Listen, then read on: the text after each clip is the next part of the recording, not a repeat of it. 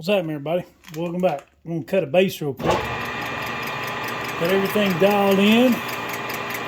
DRO's on 0. Indicator's on 0. So, we're going to cut just a smidge off this one. We're going to cut about 15 thou.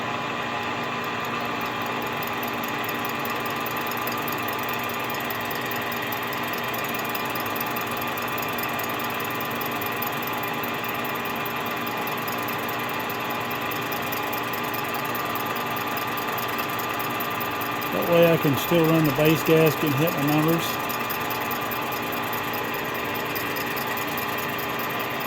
While it's going, I'll bring you a little different view.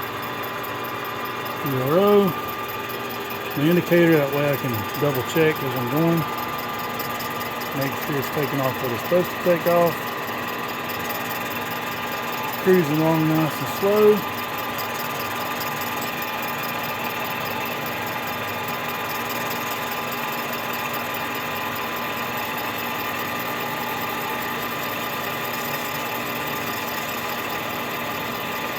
Nice and easy.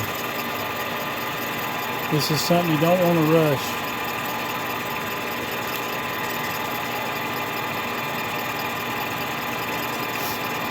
When you make your mandrels, be sure you undercut where the base is. That way you can run when you're cutting your bases, you can run them all the way out. Okay, so I think we're all the way.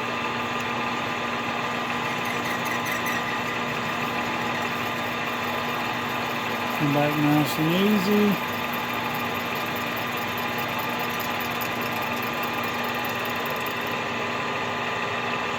Get back out and move her in just a smidge more.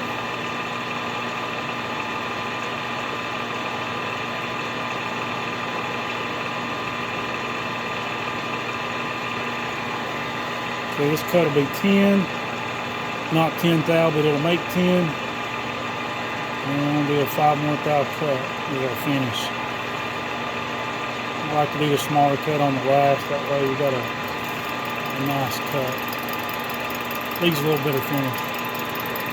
You're not cutting it so deep.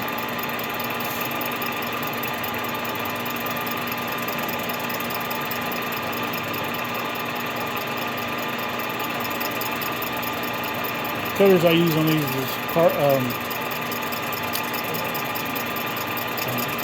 carbide tip cutters. You can use high-speed seal and aluminum. I just like having all one thing. That way I ain't got to really mess with a bunch of different types of cutters and tooling.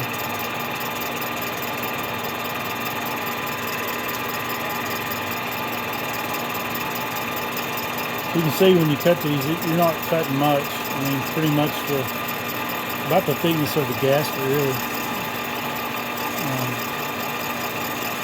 To get my numbers.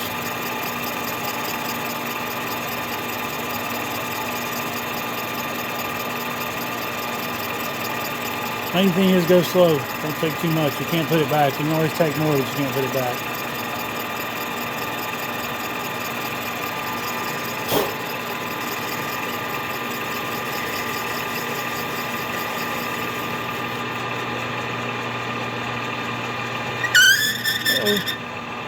Hit the mandrel. Just wanted to make sure it was good and clean. All the way to the edge.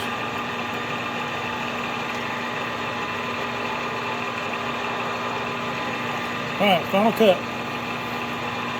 Let's go to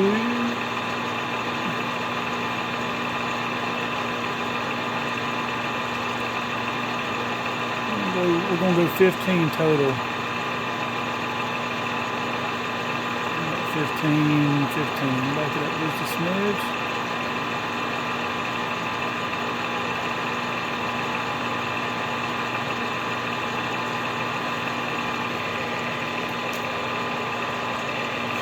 $14.96.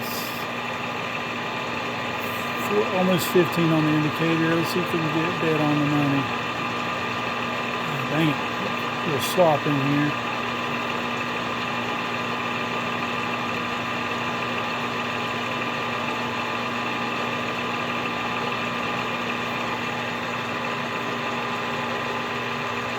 Alright, that's good. Dead on. Dead nuts, as they say.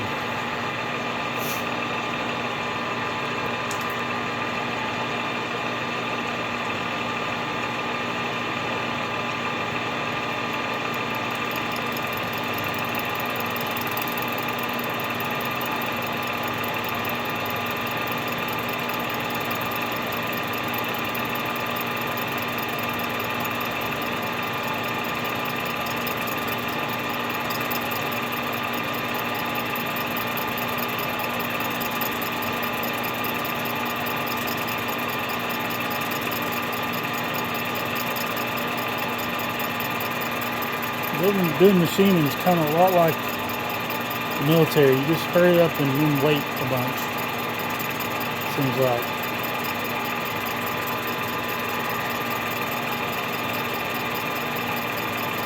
A lot of excitement to build up to nothing.